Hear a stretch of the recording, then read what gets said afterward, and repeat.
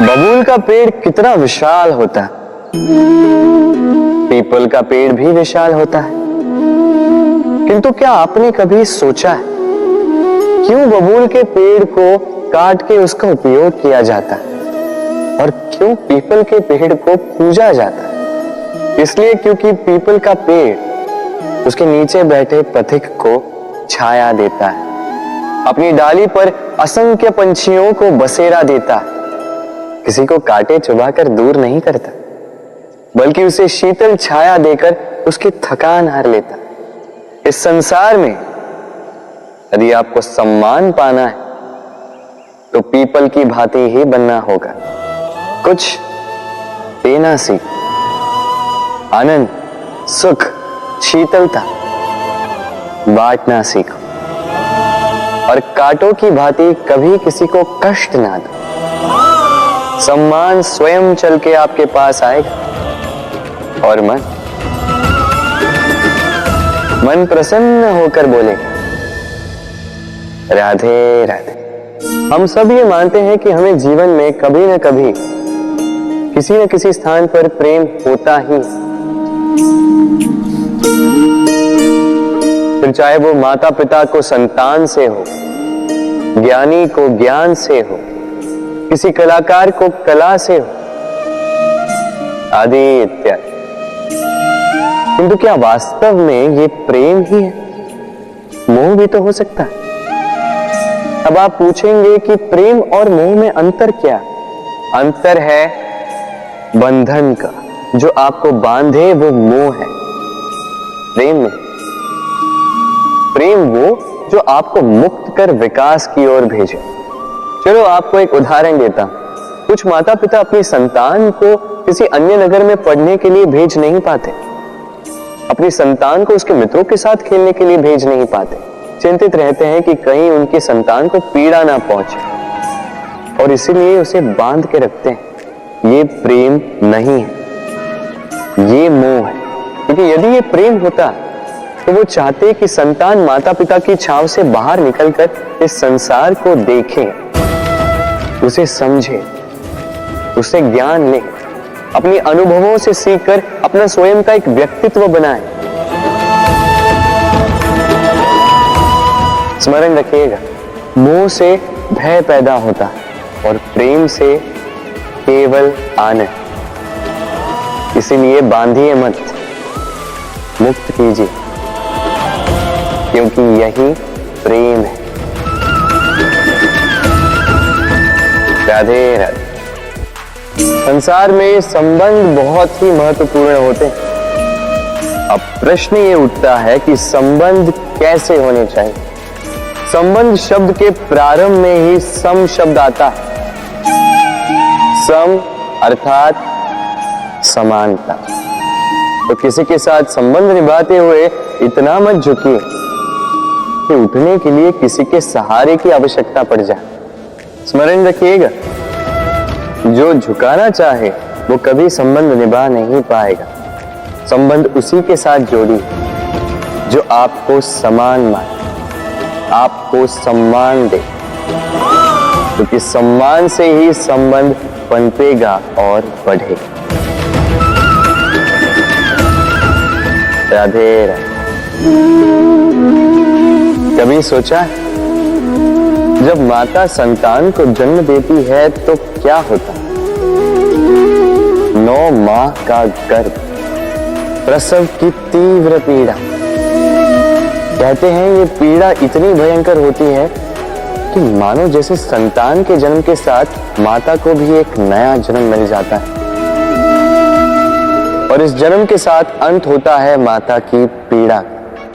किंतु यदि आप दृष्टिकोण बदलकर देखें तो आप ये समझेंगे कि पीड़ा का ये अंत एक अपार आनंद का प्रारंभ है। आरंभ संतान का और संतान माता पिता के लिए सुख का प्रारंभ है। जीवन के साथ भी यही होता है। हम कभी कभी किसी संबंध या किसी स्थिति के पीड़ादायक अंत के कारण इतने विचलित हो जाते हैं कि उस आनंदमयी प्रारंभ को देख ही नहीं पाते। स्मरण रखिएगा, पीड़ा आनंद के प्रारंभ का लक्षण। राधे राधे। व्यक्ति के सर पर जब क्रोध चढ़ जाता है तो उसे सत्य और असत्य के बीच का ज्ञान नहीं होता। क्रोध उसकी दृष्टि को धुंधला कर देता है और फिर उसके पश्चात केवल माया और कपट ही उसे आगे का मार्ग दिखलाता है, अपने स्वार्थ की सिद्धि के लिए। अग्नि क्या करती है? जलाती है, फिर चाहे वो लकड़ी हो, कोयला हो, वस्त्र हो, जो भी आप अग्नि में डालोगे वो भस्म हो जाएगा। किंतु सोना, यदि आप सोने को अग्नि में डालोगे तो वो कुंदन बनकर अपना अस्तित्व निखार लेता है। यदि आप लोहे को ताप दो तो वो फौलाद बन जाता है। क्यों होता है ऐसा? क्योंकि उनके भीतर की अग्नि उनको जलाने वाली अग्नि से अधिक तीक्ष्ण होती है। ये अग्नि है निश्चय की, ये अग्नि है पवित्रता की। यदि आपका निश्चय दृढ़ हो, आपके विचार पावन हो, तो कुंदन बनकर निकलोगे, फौलाद बनकर निखरोगे, भीतर से बल पाओगे और कोई आपके साथ अनिष्ट नहीं कर पाएगा। राधे राधे। व्यक्ति का जीवन क्या है? अब आप कहेंगे जन्म और मृत्यु के बीच का समय। और मृत्यु कब होती है? जब व्यक्ति श्वास लेना छोड़ दे, हाथ पांव चलाना छोड़ दे, सोचना छोड़ दे। ऐसा नहीं। देखिए, जल की मृत्यु तब नहीं होती जब वो सूख जाती। जल की मृत्यु तब होती है जब वो प्यास बुझाना बंद कर देती है। सूर्य की मृत्यु तब नहीं होती जब उस पर ग्रहण लग जाए या जब सूर्यास्त हो जाए। सूर्य की मृत्यु तब होती है जब वो भविष्य में इस संसार के जीवों को प्रकाश की आशा देना छोड़ दे।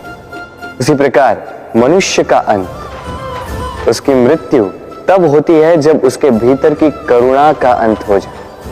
करुणा वो भाव है जो मनुष्य को मनुष्य बनाए रखती है, जो एक मनुष्य को किसी और मनुष्य का कष्ट, उसकी आवश्यकता का अनुभव कराती है, जो उसे बल देती है किसी और की सहायता करने के लिए, उसे पात्र बनाती है इस सृष्टि का नियंता बनने के लिए।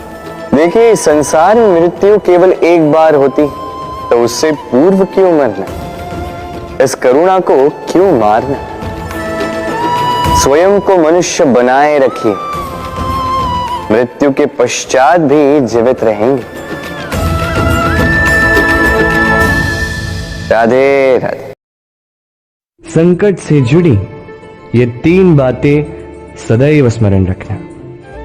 पहली, जिन्होंने आपको संकट में डाला उन्हें कभी मत भूलिएगा और भविष्य में सदैव उनसे सावधान रहिए। दूसरी, जिन्होंने संकट के समय पर आपका साथ छोड़ दिया वो आपके मित्र नहीं है, परजीवी है और कभी भी भविष्य में उनसे कोई आशा मत रखिएगा। और तीसरी, जिन्होंने संकट के समय पर आपका साथ निभाया, आपका मनोबल बढ़ाया, ये आपके सच्चे मित्र हैं, इन्हें कहीं मत जाने दीजिएगा।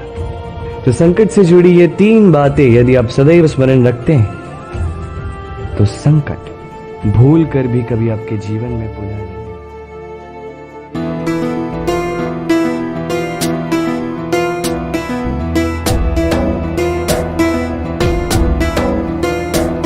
है धर्म तत्व ये योग, है कर्म तत्व ये योग, है धर्म तत्व ये योग, है कर्म तत्व ये योग, विज्ञान का वेद पुराण का है मर्म तत्व ये योग, मुक्ति मोक्ष निर्वाण का है अंत तत्व ये योग।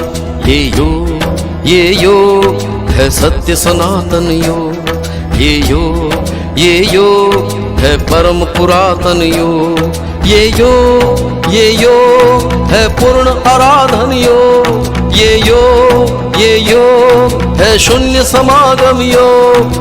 योग कर योग कर योग कर योग कर योग कर योग कर योग कर योग कर।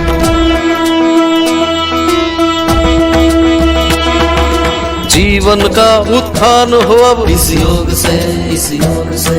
मानव का कल्याण हो अब इस योग से, इस योग से। जीवन का उत्थान हो अब इस योग से, इस योग से। मानव का कल्याण हो अब इस योग से, इस योग से। नवयुग का निर्माण हो अब इस योग से, इस योग से। हर व्याधि का अवसान हो अब इस योग से, इस योग से। है धर्म तत्व ये योग, है कर्म तत्व ये योग। विज्ञान का वेद पुराण का है मर्म तत्व ये योग। मुक्ति मोक्ष निर्वाण का है अंत तत्व ये योग। ये योग है सत्य सनातन योग। ये योग है परम पुरातन योग। ये योग है पूर्ण आराधन योग। ये योग है शून्य समागम योग। ये योग है सत्य सनातन योग। ये योग है परम पुरातन योग। ये योग है पूर्ण आराधन योग। ये योग है शून्य समागम योग।